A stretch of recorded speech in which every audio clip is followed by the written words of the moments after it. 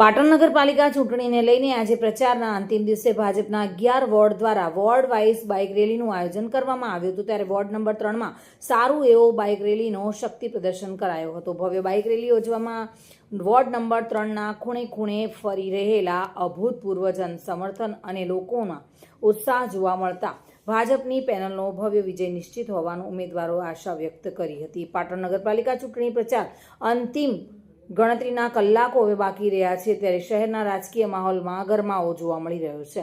તમામ રાજકીય પક્ષો પોતપોતાના ઉમેદવારોની જીત નિશ્ચિત કરવા માટે એડીચોટીનું જોર લગાવી રહ્યા હોય તેવું લાગી રહ્યું છે। જોકે વોર્ડ નંબર 3ના વિવિધ વિસ્તારોમાં રેલી ફરી હતી અને મોટી સંખ્યામાં યુવાનો કાર્યકર્તાઓ કેસરિયા ખેસ અને ઝંડા સાથે જોવા મળ્યા હતા। દિગ્નેશ સુથાર સાથે bureau report, today Gujarati news.